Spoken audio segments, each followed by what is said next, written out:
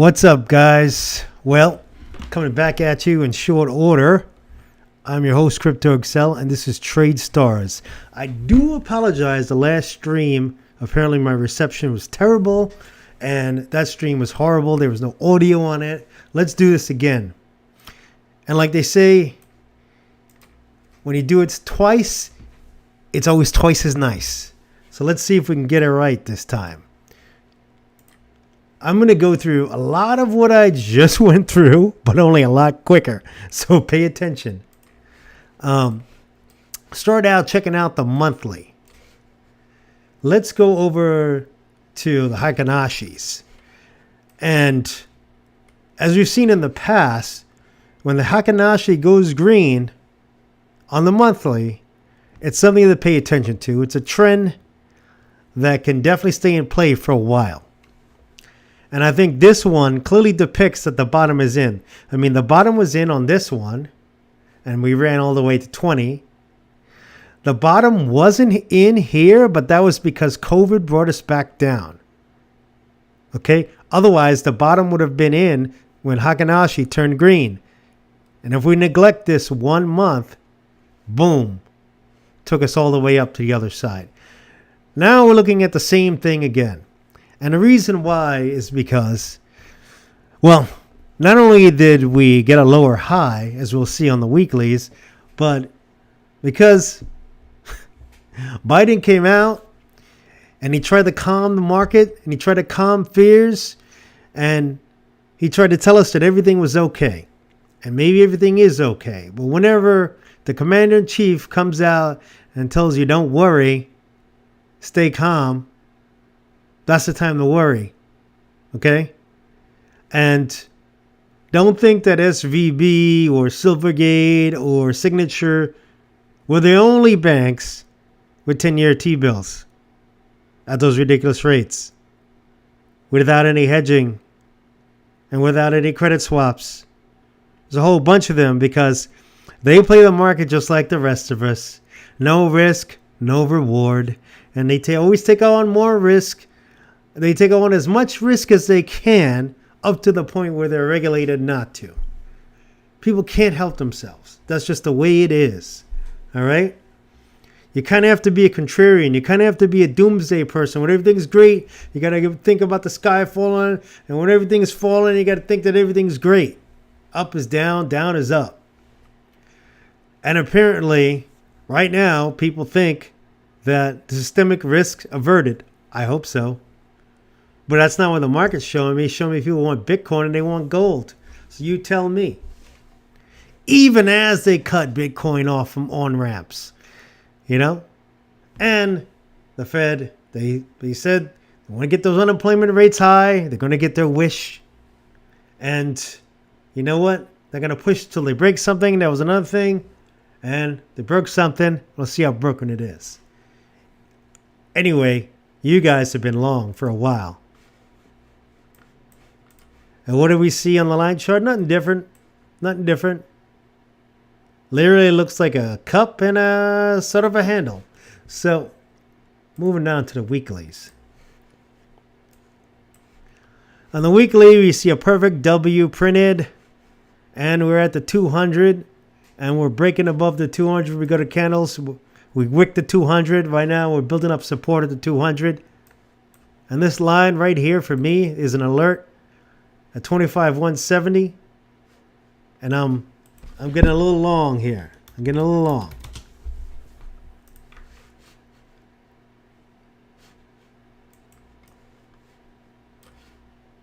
What else? If we break this, then we come down and hit the 100. Right? What's next? We should get support at the 200. And then if we don't, we'll get support down here. But there's a lot of room between the 200 and the next support levels on the weekly. And plenty of chance to bounce. We are going to the daily. We're in a channel. The channel is moving up. Try to break down out of the channel. Right? That was the low. That was the low. We put candle after candle on the weekly. That's been green. It's insane in the membrane. So clearly a lot of people think that bottom was in. I'm not sure what the Wall Street cheat sheet says, but it looks to me like the breakout part. Like, yeah, we came down, hope, despair, and make one attempt, make two attempts, third attempt, like I said on my last video. Go back and check it, check the record. We break above 25 again, we're sticking it. And I think I used the Simone Biles quote, stick it like Simone Biles. I don't know why I keep going to that reference, but like a gymnast, stick it. And I do believe Bitcoin will. Now, let's move over to SSL hybrids. Same thing, bullish. All right. Let's get into the interesting meat of this. So, this green zone right in here, from the range of 25 to 242. Wait, actually much higher than that. Let's just look at the wick. So we shot up to 26. What is it? 26,386. All right. Now we're pulling back into this green zone. This box right here is where we expect support. I've got 3 buy levels. As I told you, one already was the 25,170. My second is, and you'll see why, 24,746. I expect to bounce somewhere in this range. And 24,658. Those are my first 3 buys. After that, if we break down below that, I'm going short for a little bit. And I'm not getting long again until 22,493 and 22. And also 21,524. All right? Which is just above this green zone. And this green zone will take us all the way down to 27,889. I might be interested there too. But generally speaking, I'm not expecting it to go significantly below 21, that close to 20, because we already just been there. And we already bounced it. And that, folks, is a lower high. Lower high. There's a low, lower high. It's been lower highs, lower highs, lower highs.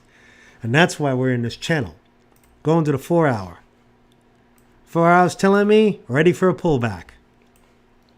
Where are we pulling back to? The same 3 zones I was telling you about. Look at the volume profile. All the volume is right here.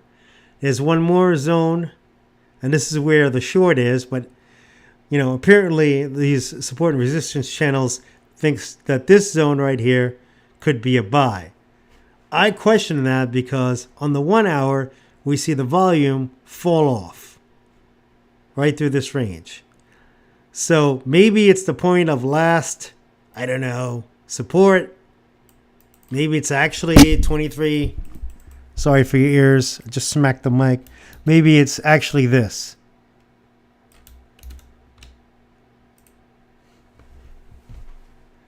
And then the volume drops off, and it doesn't look juicy to me until down in this region. And I'm just going to pull it up just a little bit. I like to front run, even though it's not the perfect pricing. Maybe the perfect pricing is...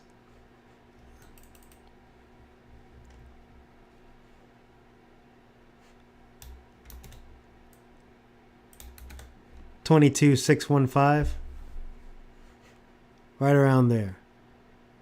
And then the next load zone I like is a little bit deeper in here at 22.33. And then that's a stop loss for me at 21.524. I'm going to get out and I'm going to wait and Yeah, I think this buy zone really is coming in at 25.91 for me. And then I don't expect it to go below 20. I just don't. I don't even expect it to get to 20. Maybe Binance gets hit with something. Who knows? Binance is going to pay their fine. KuCoin's going to pay their fine.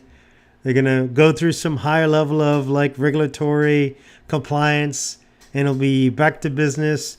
Binance will have to move to DeFi, which it's already doing. The industry will have to move to algorithmic stablecoins, which it's already doing. And so on and so forth. Now, USDC was the thing that really scared the crap out of me, in a sense, because I'm holding a lot of USDC. And when I looked at my portfolio at this point, I was down like, I don't know, like 12%. And then I went and did the analysis, and it looked like basically 50% of depositors' funds were going to come to them. That was somewhere around on Saturday, which then pushed the price of USDC a bit higher, because when he did the calculation of 3.3 billion that SVB still had, you're going to get about $1.5 billion, a little bit more than that back, and then the right price should have been 95. So I bought at 80. I bought at 91 and wrote it up, and then loaded it again as soon as it dipped below 95, like somewhere down here at 94, and a little bit more, then at 95. And then at that point, it was Sunday, and we heard that 100% was backed. So we're still not back. I mean, look, USDC has spent most of its time at $1. We're still not at $1. And this is why I'm trading Bitcoin to USDC. Because eventually it's going to get back, and that is about a 0.3%. Hopefully you can see my screen.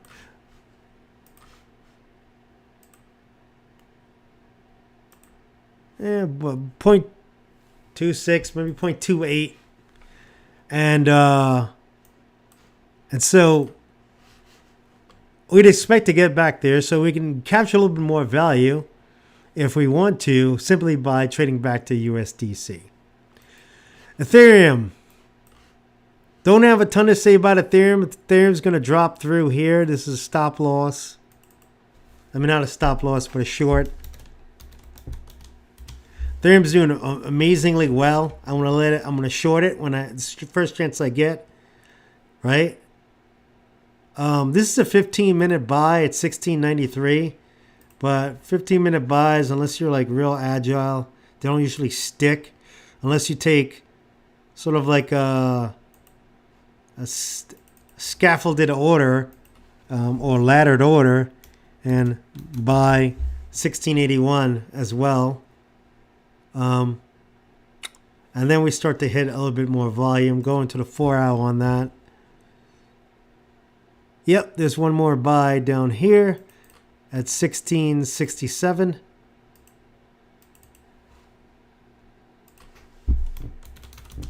And that's what I'm looking at on those two, Bitcoin and Ethereum. I guess it could pull back down to this point of control. If it loses 1658, it could make its way back down lower. I'm going to pull out to the daily. See what I see on the daily. The daily is not going to give us a lot of helpful information. It's saying 14, but we've just been there, and it's highly unlikely we're doing that again. I mean, really, I'd be surprised, because like with the volume, like the ball goes up on low volume, comes back down, it's got to roll over that, and then roll over that right now with this narrative. Yeah, not really. I don't know. I'd be concerned if it went below, what is that, 1570?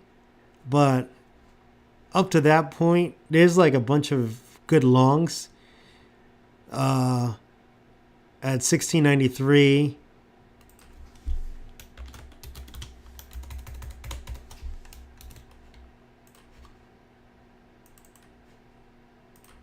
Yeah, 1693, 1681, and 1667.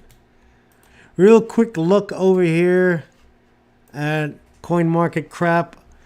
Should be looking at CoinGecko. Singularity continues to pump. Man, I've heard of much better crypto native projects like this one for AI. BitTensor. I don't even know if they have a coin. I don't even know if they do.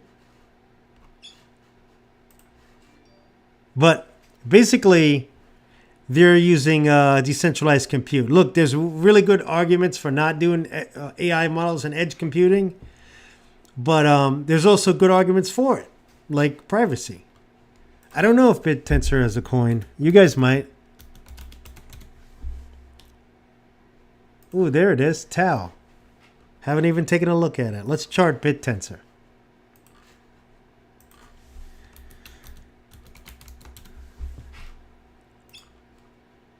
It's only on MEXC, really? Wait.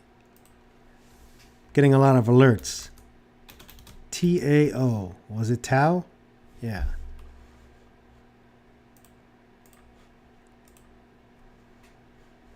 Interesting. Interesting. Too early to tell. Too early to tell. But, I mean, why not BitTensor? You know, AGIX doesn't make a ton more sense. I mean, everybody loves ChatGPT, but it doesn't mean that AGIX. But AGIX is running. Conflux is running. Fetch AI is running. So they're running the AI narrative right now over the 24-hour. Last hour, everything should be pulling back. So, and Stacks. Stacks is still killing it. The graph is still up there. AGIX tends to be a crowd favorite. AGIX and Conflux.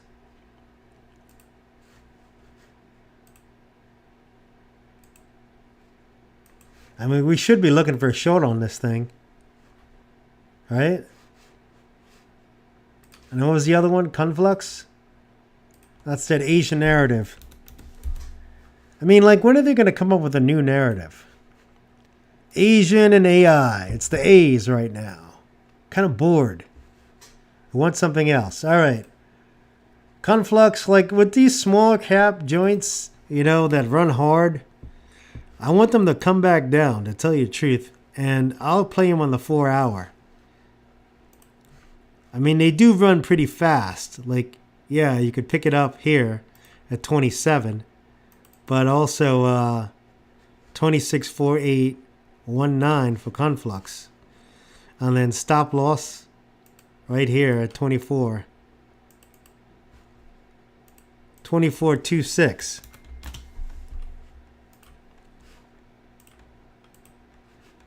And what else? The graph? Did we see the graph too? GRT? What's GRT up to?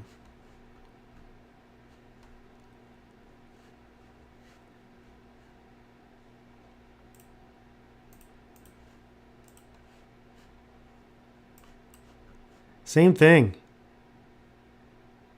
Let it pull back to 14738. Everything's got to pull back. Everything's got to pull back. That's on the 1 hour. 4 hour. That pullback is deeper. I don't know that I agree that it's down here. This is like halfway down the momentum of this slope. And it's got plenty of momentum to run. And right here is a short. On the 4 hour for GRT. So if it's a short, it's definitely a stop loss on a failed long above that, above those levels. But we want this thing to sort of like, you know, not get over this hump. And if it did, to stop its downward momentum in here, I don't know that I would buy it any. Maybe I would scaffold 2 orders here and here. And where we're calling the green zone of support, probably because there's a bunch of wicks, you know, in this region. Like, yeah, you could buy some down here. You could average it out, another buy somewhere at 138, but then you're in a stop loss. You're getting closer and closer. I prefer to see that bounce happen higher up on the hill of the volume profile than anywhere else. Ajax, real quick.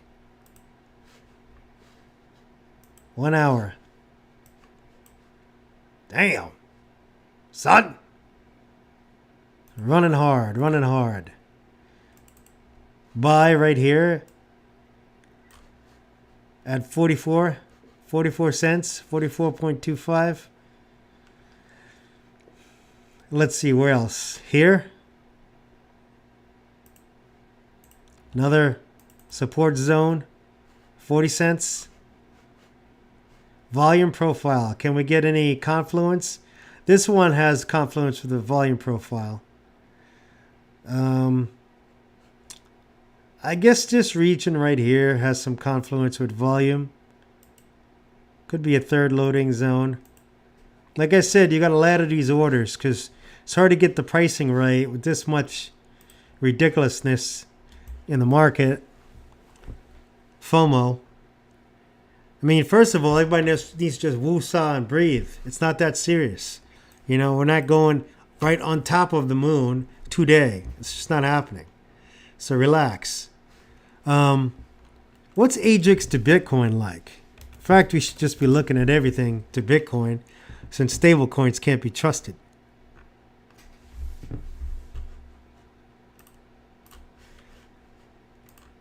Like I said before in my thesis, nothing wrong with a little bit of shitcoin mining of Bitcoin. And that's what trading alts are. A lot of you new people who came in don't even know what the word decentralization means. You couldn't build a decentralized anything if your life depended on it. And I know you're here for the lottery ticket. And there's more winners in this than there are in regular lottery. But, you know, you got to know where to store your assets long term. And right now, Bitcoin has the best store of value. All right. Against Bitcoin, I would front run that area a little bit. But kind of dangerous. Because if this is pulling back, then Bitcoin is pulling back too. And you might as well be in Bitcoin on the pullback. It's easier to get Bitcoin on a pullback rather than these guys. And then scale out to them. So on a pullback, you buy Bitcoin and then scale out. The other thing is with the ladder orders is you want to be buying less on the way down, and when they turn around, add to the positions. Because you don't exactly know where it's going to turn around, and you're going to use momentum like the wind on your back. Like, let it push you. So just to recap those two little pieces of wisdom, basically buy the Bitcoin, on the pullbacks, buy Bitcoin, and then scale out to your alts on the bounces. And then scaffold your orders, but scaffold them with smaller buys on the way down because you don't know where it's going to turn around. But when it does turn around, you buy heavier. Anyway, that's my show. Smash the likes, subscribe. I know I came to you a little awkward way with the last stream, but I came right back at it. So, you know, God bless, peace, happy trading, because you guys are all trade stars. And I'm Crypto Excel, and I'm out.